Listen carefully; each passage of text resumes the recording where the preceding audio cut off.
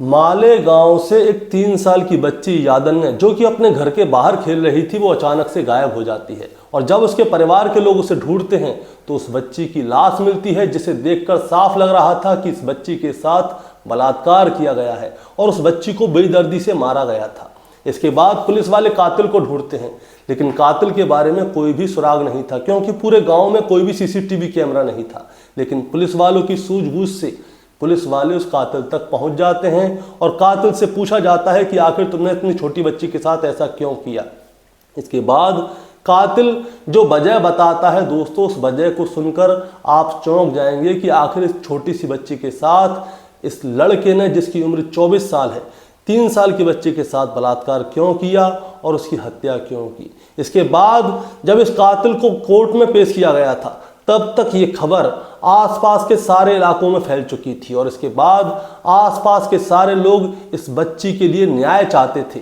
सभी लोग कोर्ट के बाहर जाके कोर्ट को घेर लेते हैं, वहां पे धरना प्रदर्शन करते हैं और कातिल की मांग करते हैं कि इस कातिल को हमें सौंप दो, हम इस कातिल से बदला लेंगे उस बच्ची की लाश का। और कोर्ट से बस यही चाहते थे सभी लोग कि जितनी जल्दी हो सके इस कातिल को सजाए मौत मिले। दोस्तों, आज की कहानी इसी कातिल के ऊपर है कि आखिर इस कातिल ने उस 3 साल की बच्ची के साथ इतना बुरा क्यों किया। अगर आप मेरे चैनल पे नए हैं तो चैनल को जल्दी से सब्सक्राइब कर दीजिएगा, ताकि रोजाना रात को 8 बजे मैं आपके लिए एक सच्ची घटना की कहानी लेकर आ सकूं। नमस्कार दोस्तों, मैं गौरव शर्मा और आप देख रहे हैं गौरव शर्मा सफ़र।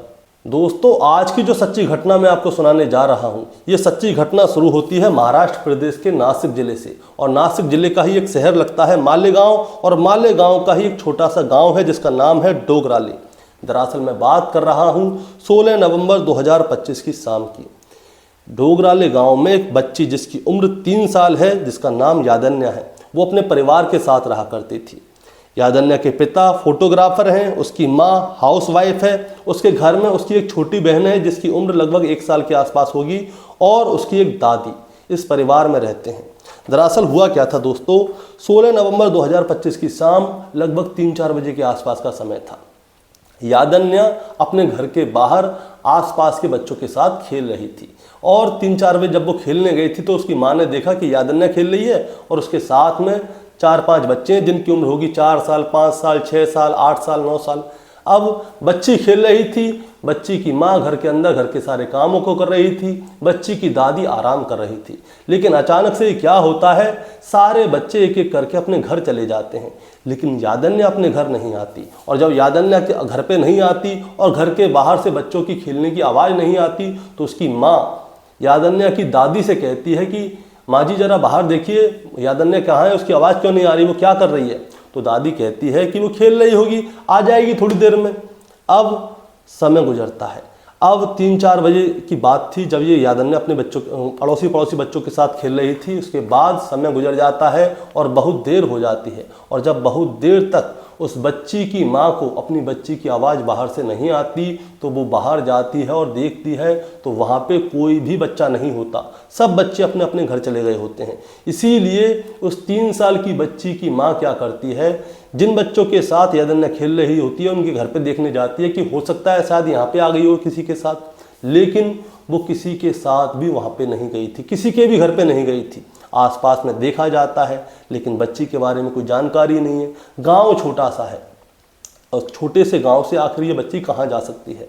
इसीलिए यादन्या की माँ क्या करती है, उसके पापा को फ़ोन करती है और कहती है कि बहुत देर से बच्ची दिख नहीं रही है, आप जल्दी से घर पे आ जाइए। अब उसके पिता भी घर पे आ जाते हैं, आसपास में ढूंढते हैं तो वो मिलती नहीं है। वो अड़ोसी पड़ोसियों को बताते हैं कि बच्ची घर के बाहर खेल रही थी, लेकिन अचानक से कहाँ चली गई किसी को पता नहीं है। अब गांव के लोग इतने सपोर्टिव होते हैं कि उसके पिता के साथ उस बच्ची को ढूंढना शुरू कर देते हैं, और जब वो बच्ची नहीं मिलती तो सब लोग बहुत परेशान हो जाते हैं। शाम को 6-7 बज जाते हैं लेकिन बच्ची कहीं भी नहीं मिलती। इसीलिए गांव वाले क्या करते हैं, सभी लोग नज़दीकी पुलिस स्टेशन पहुंचते हैं और वहां पे उस 3 साल की बच्ची की गुमशुदगी की रिपोर्ट लिखाते हैं और पुलिस वालों से कहते हैं कि साहब आप जल्दी से देख लीजिए बच्ची यहीं गाँव में है या आस-पास में है, कहीं ऐसा ना हो उस बच्ची के साथ कुछ अनर्थ हो जाए।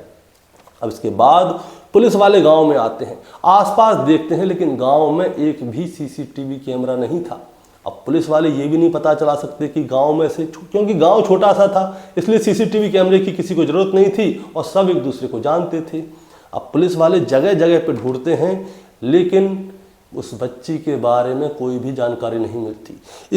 इसी बीच में क्या होता है दोस्तों, एक लड़का होता है, वो कहता है कि यहाँ के लोग जो है पास में जो टंकी है बच्चे वहाँ पे भी खेलने जाते हैं।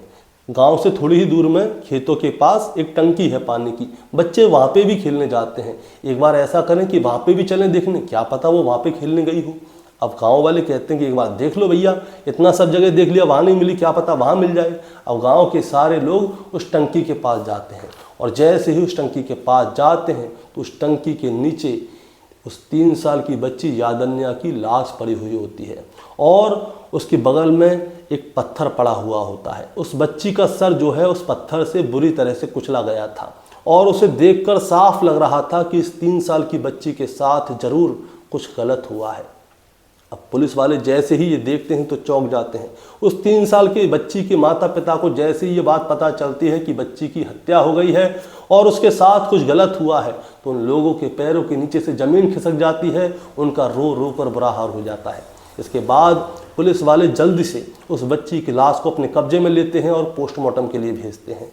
अब पुलिस वाले इस मिसिंग रिपोर्ट को अब मर्डर रिपोर्ट में बदल देते हैं और साथ में बलात्कार की रिपोर्ट भी बन जाती है। अब पुलिस वाले यही सोचते हैं कि आखिर इस छोटी सी बच्ची के साथ बलात्कार किया होगा तो किसने किया होगा। अब पुलिस वालों ने गांव वालों से भी बात कर ली, गांव वालों ने किसी ने कुछ देखा नहीं था। तो यादन्या की माँ से पूछा जाता है कि यादन्या किसके साथ खेल रही थी ये बताओ। वो कहते हैं कि वो अड़ोसी पड़ोसी बच्चों के साथ खेल रही थी। तो वो पूछते हैं पुलिस वाले, तुमने बच्चों से कुछ पूछा कि वो कहाँ गई थी कहाँ नहीं गई थी। यादन्या की माँ कहती है कि नहीं, हमने बच्चों से कुछ पूछा नहीं था। दोस्तों सबसे बड़ी गलती यही हो गई थी कि उसकी माँ ने उन बच्चों से नहीं पूछा कि आखिर वो 3 साल की बच्ची कहाँ गई, किसके साथ गई।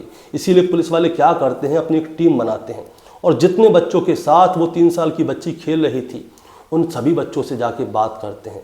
और जब उन सब बच्चों से बात करते हैं तो उनमें से एक बच्चा जो है एक नाम बताता है और वो नाम होता है विजय।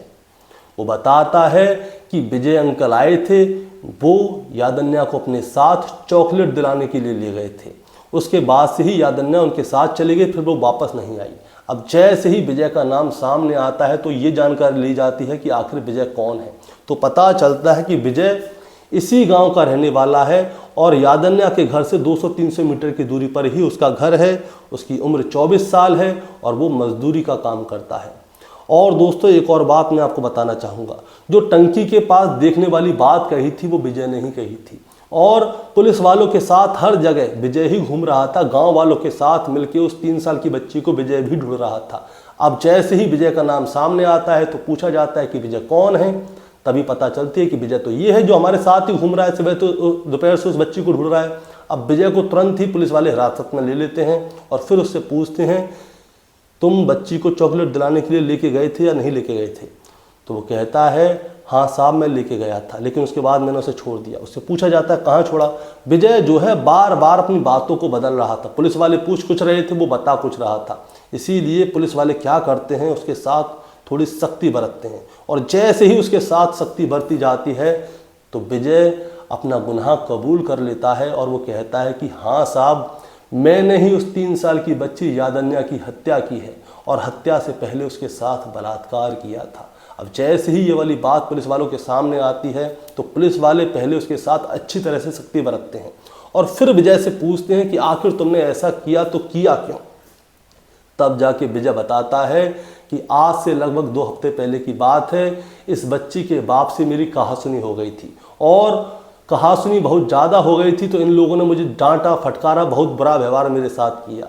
लड़ाई नहीं हुई थी, सिर्फ कहासुनी हुई थी। इसके बाद विजय जो है इस लड़की के बाप से लड़ झगड़ के वापस अपने घर आ जाता है। लेकिन विजय के अंदर ये वाली बात चुभ रही थी कि उस आदमी ने इससे इतनी ज़्यादा क्यों सुना दिया। इसीलिए विजय ने ये सोचा कि इस आदमी से कैसे न कैसे करके बदला लिया जाए। अब बदला लिया जाए तो कैसे लिया जाए, बस उसके मन में यही था कि यादन्या के बाप से बदला लेना है। इसीलिए वो क्या करता है, उसके घर के आसपास घूमता रहता है और रेकी करता है कि आखिर इससे बदला लें तो कैसे लें। तब उसकी नज़र जाती है यादन्या के ऊपर, जिसकी उम्र महज 3 साल है और वो शाम के समय घर के बाहर अड़ोसी पड़ोसी बच्चों के साथ खेलने आती है। इसीलिए क्या होता है दोस्तों, 16 नवंबर 2025 की शाम लगभग 3-4 बजे का समय था और विजय वहीं घूम रहा था रेकी करता हुआ कि कैसे न कैसे इस बच्ची को अपने साथ लेके जाया जाए और फिर इसके बाप से बदला लिया जाए। इसके बाद विजय जाता है यादन्या के पास, जिसकी उम्र महज 3 साल है दोस्तों, बता देता हूँ। उससे कहता है कि आओ बेटा, मैं तुम्हें चॉकलेट दिला के लाता हूँ। और चॉकलेट दिलाने के बहाने विजय क्या करता है, उस 3 साल की बच्ची को उस पानी की टंकी के पास ले जाता है। वहाँ पे कोई आता जाता नहीं था। वहीं पे ये विजय उस बच्ची के साथ गलत काम करता है। वो 3 साल की बच्ची जोर जोर से रोती है, चीखती है, चिल्लाती है, लेकिन किसी के भी कानों में उस बच्ची की आवाज़ नहीं जाती। इसके बाद वहीं पे एक पत्थर होता है, उस पत्थर को उठा के उस 3 साल की बच्ची के मुंह पे बार बार मारता है और तब तक मारता है जब तक कि उस बच्ची की आवाज़ें आना बंद ना हो जाए, तब तक कि वो बच्ची मर ना जाए। इसके बाद वो उस पत्थर को उस बच्ची की लाश के पास ही रख देता है और वहाँ से चला जाता है और ये सोचता है कि पुलिस उस तक पहुँचेगी नहीं, लेकिन पुलिस उस तक पहुँच गई और उसको गिरफ्तार भी कर लिया। अब पुलिस वाले उससे पूछते हैं कि उसके बाप से तुम्हारा झगड़ा हुआ था, सिर्फ इसीलिए तुमने उस 3 साल की बच्ची के साथ बलात्कार किया, तुमने उसकी हत्या की? तो विजय बताता है कि नहीं साहब, मुझे ये करके बहुत खुशी मिली, क्योंकि जितना बुरा मुझे लग रहा है उसके बाप को, उसकी माँ को भी इतना ही बुरा लग रहा होगा जब मैं उन लोगों ने अपनी बच्ची की लाश को वहाँ पे पड़े हुए देखा होगा। इसके बाद दोस्तों ये वाली कहानी बाहर फैल जाती है कि विजय ने उस लड़की के बाप से बदला लेने के लिए उस 3 साल की बच्ची का बलात्कार किया और फिर उसकी हत्या कर दी। अब पुलिस वालों ने क्या किया था, उसको लॉकअप में बंद कर दिया और बाहर ये वाली कहानी बहुत स्पीड से फैल रही थी। उस गाँव में, आसपास के गाँव में सभी लोग आक्रोशित हो रहे थे कि इस लड़के ने सिर्फ इस वजह से उस बच्ची की हत्या कर दी, उसके साथ बलात्कार कर दिया।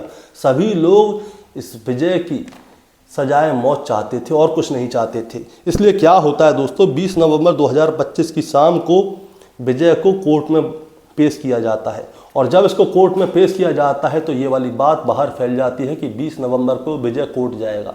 इसीलिए आसपास के सभी गांव के लोग वहां पे पहुंच जाते हैं, धरना प्रदर्शन करते हैं। वहाँ की औरतें आगे आ जाती हैं, कोर्ट परिसर को घेर लेती हैं और वो कहती हैं कि इस विजय को हमारे हवाले करो, इसे यहीं पे हम सजा देंगे। पुलिस वालों ने पूरे कोर्ट को प्रोटेक्ट किया, वहाँ पे पुलिस की टीम आ गई और इन लोगों को रोकने की बहुत कोशिश की गई, लेकिन भीड़ पुलिस के काबू में नहीं आ रही थी। इसीलिए पुलिस वाले हल्का लाठीचार्ज भी करते हैं ताकि भीड़ यहाँ से जा सके। भीड़ का बस यही कहना था कि विजय को जल्दी से जल्दी सजाए मौत मिले, इसके अलावा उसे और कोई सजा नहीं मिलनी चाहिए। दोस्तों इस कहानी को सुनाने का मतलब आपको परेशान करना या विचलित करना बिल्कुल नहीं है, बस आपको बताना है और जताना है। बताना जताना ये है कि आज के समय पे समाज में इस तरह की मानसिकता के लोग भी रहते हैं कि आप उनसे बस थोड़ा सा झगड़ जाइए या किसी बात से आपकी उनसे कहासुनी हो जाती है तो वो बदला लेने के लिए आतुर हो जाते हैं, क्योंकि फिल्मों में भी यही देखते हैं, वो जो देख रहे हैं वही चीज़ अप्लाई कर रहे हैं। ऐसा ही विजय ने किया। इसकी उस 3 साल की बच्ची के पिता से थोड़ी सी कहासुनी क्या हो गई, उसने बदला लेने के लिए इस 3 साल की बच्ची के साथ गलत कर दिया। अब बहुत सारे लोग जो बदला लेने के लिए सोचते हैं, पहले तो मैं उनके लिए कुछ कहना चाहता हूँ कि तुम बदला लेने के लिए गलत काम कर तो देते हो, लेकिन ज़िंदगी भर तुम्हारी ज़िंदगी का बदला कौन लेगा जब तुम जेल में जाके सड़ोगे। और दूसरी बात यह है कि दोस्तों छोटी छोटी बातों को हर जगह लड़ाई झगड़ा नहीं करना चाहिए, बहुत सारी बातों को इग्नोर कर देना चाहिए, लेकिन आजकल लोग क्या है, मानते नहीं हैं। कोई बात हो जाए बस लड़ जाओ, झगड़ जाओ। इसलिए बहुत सारी चीज़ों को इग्नोर भी करना चाहिए, क्योंकि किसके मन में क्या चल रहा है कोई नहीं जानता। दोस्तों इस कहानी के बारे में आपका क्या कहना है, ज़रा हमें कमेंट में बताएं। चैनल पे नए हैं तो सब्सक्राइब करके जाएं ताकि रोजाना रात को 8 बजे मैं आपके लिए एक सच्ची घटना की कहानी लेकर आ सकूं। नमस्कार।